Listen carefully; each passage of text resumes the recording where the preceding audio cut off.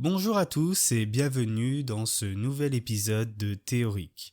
Aujourd'hui, ma théorie va se concentrer sur un épisode bien particulier de la série, l'épisode 6 de la saison 4, l'épisode du train à histoire. Ma théorie sera en fait une interprétation de cet épisode et du message que les auteurs ont essayé de nous faire passer au travers de celui-ci.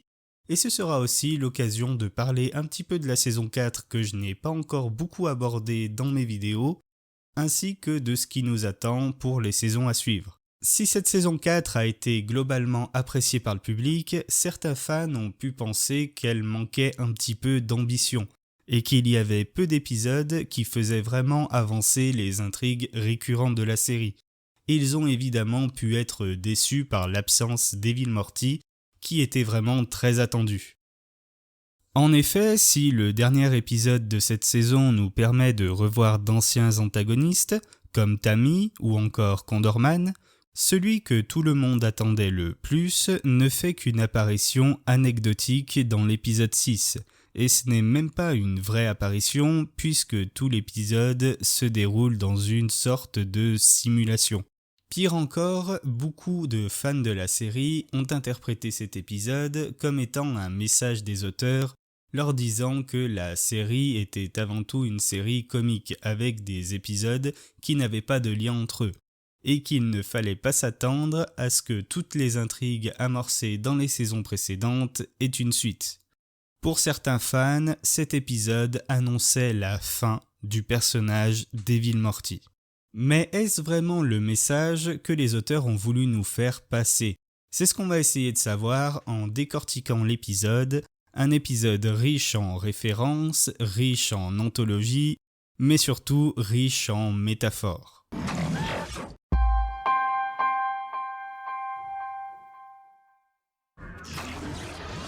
Il y a beaucoup d'interprétations possibles à cet épisode et je ne vais vous livrer que la mienne. Si vous en avez d'autres, n'hésitez pas à en faire part dans les commentaires. L'épisode se déroule dans un train où tout le monde semble connaître Rick et ne parle que de lui. Rick et Morty ne savent absolument pas comment ils ont atterri ici. Et pour se sortir de là, ils vont devoir prendre le contrôle de la locomotive et combattre des ennemis sur la route. À la fin de l'épisode, on comprend alors que ces Rick et Morty là n'étaient en fait que des jouets enfermés dans un train miniature qui génère automatiquement des histoires, et qui a été acheté par le vrai Morty à la citadelle des Rick. Comme le dit lui-même Rick, cet épisode est une anthologie, c'est-à-dire un recueil d'histoires qui n'ont pas forcément de lien entre elles, mais qui tournent autour d'un point commun. Ce point commun, en l'occurrence, c'est le personnage de Rick. Chaque wagon représente un type d'histoire que l'on peut rencontrer fréquemment dans une série. Des histoires de vengeance d'un ancien ennemi, des histoires d'amour ou des histoires spéciales Noël. Chaque passager doit avoir une histoire à raconter sur Rick Sanchez et un contrôleur passe régulièrement pour vérifier qu'ils sont bien dans le bon wagon. Il est à noter que seul Rick est au centre de ces histoires et pas Morty, mais en même temps le train a certainement été fabriqué par un Rick de la citadelle, et on connaît l'ego surdimensionné d'Eric. Lorsque le contrôleur s'en prend à Rick et Morty et que Rick parvient à l'expulser hors du train, il se retrouve alors dans un espace-temps non diégétique, c'est-à-dire une réalité en dehors de l'anthologie. Contrairement aux autres personnages du train, il n'est plus lié à la réalité de Rick, puisqu'il n'est plus dans le train. C'est aussi ce qui arrive plus tard à Rick et Morty pendant leur combat avec le Seigneur des Récits. Ils sortent de l'anthologie et ils incarnent donc d'autres personnages dans d'autres réalités qui n'ont aucun rapport avec leur univers. J'espère que mes explications sont assez claires et que je ne vous ai pas perdu. On va vite revenir au cœur du sujet, ne vous inquiétez pas. Le Seigneur des Récits a pour but de puiser d'un seul coup tout le potentiel de Rick et Morty.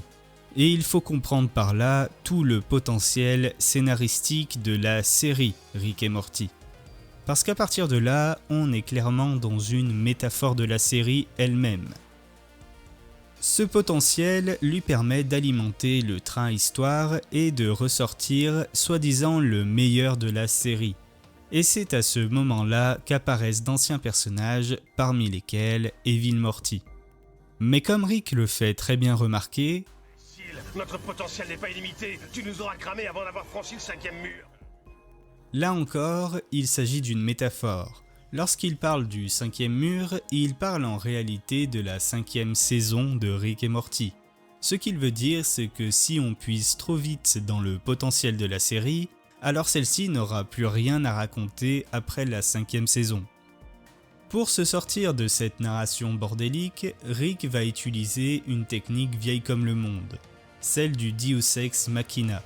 Sauf qu'il va prendre l'expression au pied de la lettre et qu'il va vraiment faire apparaître une divinité en la personne de Jésus-Christ.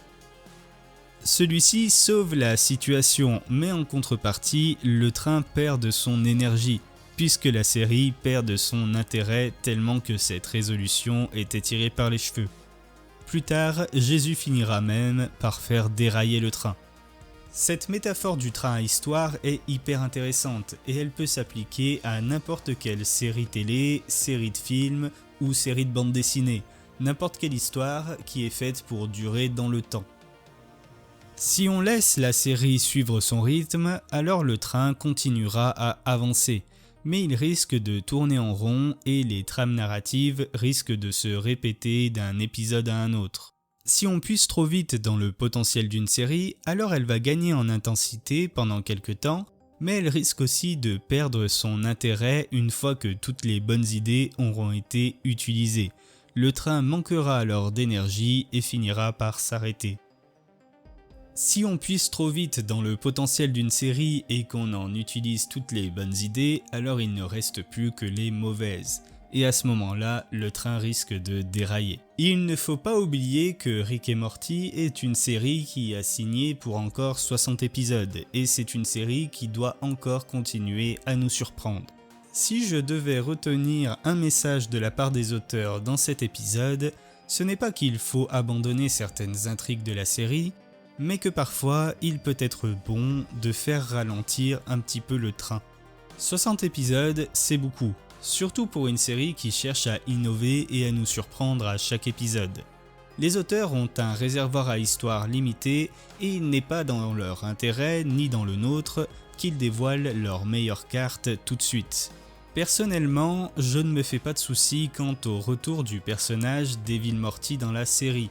Il pourrait même revenir dès la saison 5 étant donné que jusqu'à maintenant il est apparu une saison sur 2. Les auteurs veulent simplement étaler leurs intrigues tout au long de la série et en profiter pour faire ce qu'ils aiment, c'est-à-dire des épisodes drôles, inventifs et avec de nouveaux concepts de science-fiction à chaque fois. Voici donc mon interprétation de l'épisode et donc ma théorie sur le message que les auteurs ont voulu nous faire passer. N'oubliez pas de dire ce que vous en avez pensé dans les commentaires. Il ne me reste plus qu'à vous rappeler de partager la vidéo si elle vous a plu et de vous abonner pour ne pas louper les prochaines. Et je vous dis à très bientôt pour une nouvelle vidéo sur Rick et Morty.